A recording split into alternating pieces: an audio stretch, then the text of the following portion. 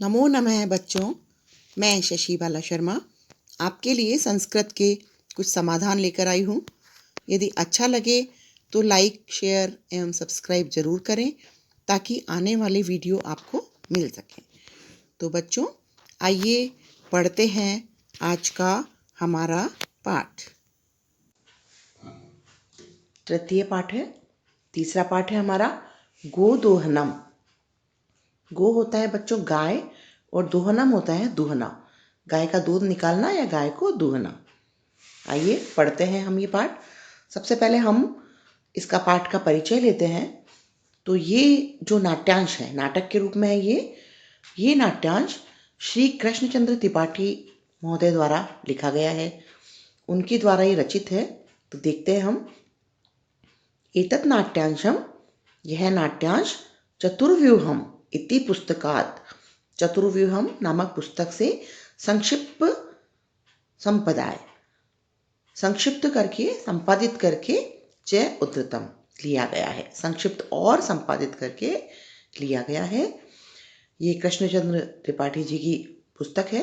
अस्मिन् नाटके, इस नाटक में एतादृशस्य जनस्य कथानकम अस्ति, इस नाटक में ऐसे लोग है ना, जन यानी व्यक्ति या लोग, इस तरह के लोगों की कहानी है यह, जो धनवान सुखाकांक्षी च भावितुम इच्छुक है, जो धनवान और सुखी होना चाहते हैं या होने की इच्छा रखते हैं। उस इच्छा के लिए उन्होंने क्या किया, देखिए, मास पर्यंतम दुग्ध दोहनादेव विरमति। मास पर्यंतम मतलब पूरे महीने के अंत तक दूध का दोहना बंद कर दिया, विरमति यानी बंद कर दिया। येन, जिससे, मासांते, मास के अंत में, धेनो शरीरे, गाय के शरीर में, संचित है मतलब इकट्ठा हो गया। क्या इकट्ठा हो गया?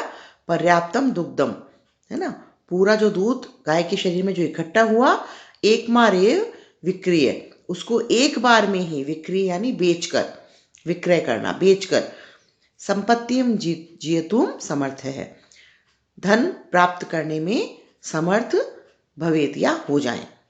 पर मासांते, लेकिन मास के अंत में, यदा सह, जब वह दुग्ध दोहनाय प्रयतते, जब वह दूध दोहने का प्रयत्न करते हैं, कोशिश करते हैं, तदा सह, तब वह दुग्ध बिंदुम अपि न प्राप्नोति, दूध की एक बूंद भी, बिंदु यानी बूंद, दूध की एक बूंद भी उनको प्राप्त नहीं होती है।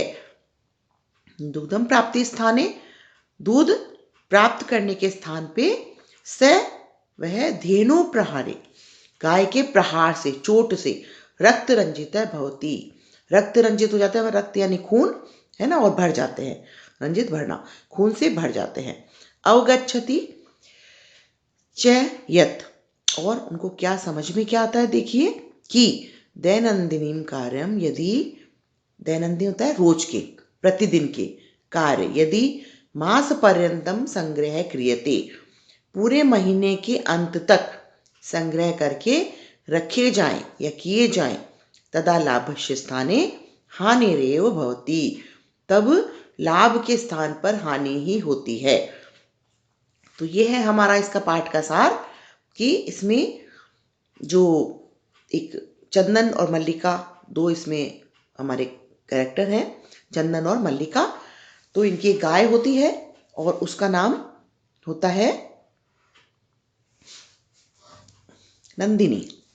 तो अब देखिए, ये नंदिनी का दूध निकालने की कोशिश करते हैं, लेकिन ये सोचते हैं कि यदि हम पूरे महीने के अंत तक, यदि इसका दूध हम इकट्ठा करके एक ही बार में निकालेंगे तो हम बहुत सारा दूध बेच के हमें फ़ायदा होगा। तो हम ये नाटक देखिए बच्चों, बहुत ही अच्छा और सुंदर नाटक है, देखेंगे हम। इसमें हमें ये शिक्षा मिलेगी कि हमें रोज का काम रोज ही करना चाहिए। अब इसमें अलग अलग दृश्य हैं, आइए देखते हैं हम। प्रथम दृश्य क्या है इसमें? प्रथम दृश्य में चंदन और मल्लिका, दो ये पति पत्नी है, इनकी आपस की बातचीत है। देखिए, मल्लिका मोदकानी रचयंती, मल्लिका जो है वो मोदकानी यानी लड्डू, रचयंती यानी बनाते हुए, मंद स्वरेण, धीरे धीरे स्वर में, शिव स्तुतिम करोति, शिव की स्तुति करती जा रही है और वो लड्डू बनाती जा रही है। ततः प्रविशति मोदक गंधम अनुभवन प्रसन्न मना चंदन है। जो प्रसन्न मन चंदन है वो मोदक की गंध, लड्डू की खुशबू को अनुभव करता हुआ वहां पे प्रवेश करता है। चंदन कहता है, आहा सुगंधुस्तु मनोरय, बहुत ही अच्छी मनमोहक खुशबू आ रही है। विलोक्य देखता है, अये मोदकानि नच्यति, अरे लड्डू बन रहे हैं। प्रसन्न भूत और बहुत ही खुश हो जाता है। आस्वादयामी तावत, तब तक मैं इनका स्वाद लेता हूं, मैं इनको चख लेता हूं। मोदकम ग्रहातुम इच्छति, और मोदक लेने की इच्छा करता है, लड्डू लेने की इच्छा करता है। मल्लिका, उस समय उसकी पत्नी है मल्लिका, सक्रोधम, थोड़ा सा गुस्सा होते हुए, विरम विरम, रुको रुको, मां स्पर्श, छुओ नहीं, मां यानी नहीं या मत, मत छुओ या इसको स्पर्श मत करो। एतानी मोदकानी, ये सब लड्डू हैं, इन सब लड्डुओं को मत छुओ, तुम रुको। चंदन कहता है, किमर्थम क्रुद्धसी, किस कारण से गुस्सा हो रही हो। तव हस्त निर्मितानि मोदकानि दृष्टवा, तुम्हारे हाथ से बने हुए, निर्मित बने हुए लड्डुओं को देखकर, अहम मैं, जीवालोलुप्ताम, मतलब जो जीव है मेरी उसका लालच, नियंत्रिम तुम अक्षम है, उसको नियंत्रण करने में मैं असमर्थ हूं, मैं अपने ऊपर काबू नहीं रख सकता। अस्मि, है ना, किम न जानासि त्वमिदं, क्या तुम यही नहीं जानती हो। मल्लिका, सम्यक जानामि नाथ, हे स्वामी मैं सब कुछ जानती हूँ। परम एतानि मोदकानि पूजा निमित्तानि सन्ति, लेकिन ये जो मोदक हैं ये पूजा के निमित्त हैं, पूजा के निमित्त है ना। संति लड्डुओं के लिए आया, बहुवचन है। चंदन, तरही शीघ्रमेव पूजनम संपादय, तब तो तुम तरही, तब तो शीघ्र ही पूजन संपादित करो। प्रसादम च देहि, और मुझे प्रसाद दो। मल्लिका कहती है, भू, अरे अत्र पूजन न भविष्यति, यहाँ पूजन नहीं होगा। अहम स्व सखी भी, मैं अपनी, स्व यानी अपनी सखियों के साथ में, श्व मतलब कल, आने वाला कल, प्रातः है काशी विश्वनाथ मंदिरम, काशी विश्वनाथ मंदिर के प्रति गमिष्यामि, को जाऊंगी। तत्र गंगा स्नानम धर्म यात्रांच वयम करिष्यामः, और वहां जाऊंगी, वहां पे हम गंगा स्नान करेंगे और धर्म यात्रा या धार्मिक यात्रा भी करेंगे, या धार्मिक यात्रा के साथ हम गंगा स्नान भी करेंगे। चंदन कहता है, सखी भी सह, सखियों के साथ, न मया सह, मेरे साथ नहीं। विषादम नाट्यति, और दुख को प्रकट करता है, थोड़ा सा गुस्सा होता है वो। मल्लिका, आम यानी हाँ।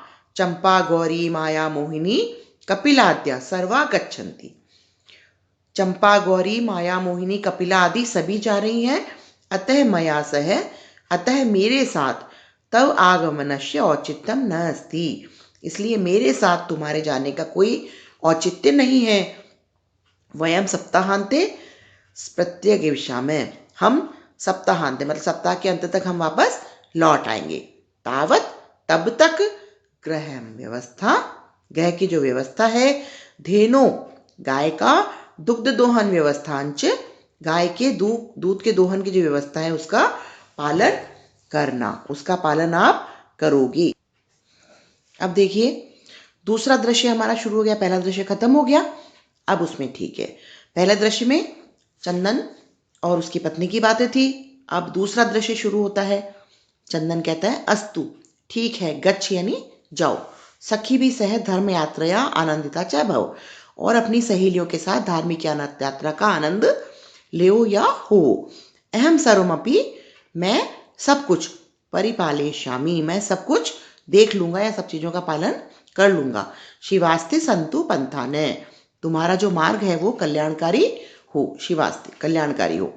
चंदन कहता है, मल्लिका तो धर्म यात्रा गता, अभी मन ही मन में बात कर रहा है कि मल्लिका तो धर्म यात्रा पे चली गई है। अस्तु, ठीक है, दुग्ध दोहनम कृत्वा, दूध दोते हुए उसका काम करना है मुझे। ततः स्वप्रातराशस्य, और उसके बाद क्या करना है मुझे? स्वप्रातराशस्य बोलते हैं बच्चों नाश्ता, सुबह का नाश्ता ना। प्रबंधम करिष्यामि, उसका प्रबंध भी मुझे करना है। स्त्री वेशम धृत्वा, अब वो क्या करता है? स्त्री वेश धरता है, मतलब साड़ी पहन लेता है। दुग्ध पात्र हस्ते, दूध का पात्र हाथ में लेता है। नंदिन्या, ये नंदिनी गाय का नाम है। समीपम गच्छति, उसके पास जाता है। इतनी देर में उमा आती है। उमा है, ये कहती है मातुलानी मातुलानी। मातुलानी बोलते हैं बच्चों मामी जी को, मामी जी, मामी जी, मामी जी। चंदन कहता है उमे, उमा, अहम तो मातुल है, मैं तो मामा हूँ। वो सोचती है ना कि साड़ी पहन के जो घूम रही हो मामी जी हैं, तो कहता है अरे मैं तो मामा हूँ। तव मातुलानी, तू, तुम्हारी मामी तो गंगा स्नानार्थम काशीम गता अस्ति, तुम्हारी जो मामी जी हैं वो तो गंगा स्नान के लिए काशी गई हैं। कथय, कहो, किम ते प्रियम करवाणी, तुम्हें उनसे क्या काम करवाना है, या क्या प्रिय तुमसे उनसे करवाना है? उमा कहती है मातुल है मामा, पितामह यानी कि दादाजी। कथयति, कह रहे थे, मासानंतरम, मास के अंत में, है ना, अस्मत्, हमारे गृहे, घर पे, महोत्सव है भविष्यति। महोत्सव मतलब बहुत बड़ा उत्सव, महान उत्सव, बहुत बड़ा उत्सव होगा। तत्र, वहां पर, त्रिशत सैटिकम इतम, त्रिशत होता है 300 और सेटक होता है लीटर, तो 300 लीटर दुग्धम अपेक्षते, वहां पे 300 लीटर दूध हमें चाहिए। ऐसा व्यवस्था भवद्भिः करणीया, और इसकी व्यवस्था आपको ही करनी है। चंदन प्रसन्न मनसा, खुश हो जाता है वो, प्रसन्न मन से कहता है त्रिशत सैटकमितम परिमितम दुग्धम, तो कहता 300 लीटर दूध, शोभनम, ठीक है, दुग्ध व्यवस्था भविष्यति, दूध की व्यवस्था हो जाएगी। एव इति पितामहम प्रति त्वया वक्तव्यम, ऐसा तुम जाकर अपने दादाजी के प्रति, ये दादाजी को कह दो। उमा कहती है धन्यवाद मातुलः, धन्यवाद मामा, याम्य अधुना, अब मैं जाती हूँ। और सा निर्गता, वह चली जाती है। बच्चों, 2 दृश्य खत्म हो गए हैं। अब हम जो तीसरा दृश्य पढ़ेंगे वो हम आने वाले पार्ट में पढ़ेंगे। तो आप इस पार्ट को अच्छे से समझने के बाद में आने वाले पार्ट में इसका हम आगे का दृश्य पढ़ेंगे। आप इसे लाइक एवं सब्सक्राइब जरूर करें ताकि आने वाले वीडियोस भी आपको मिल सकें। धन्यवाद।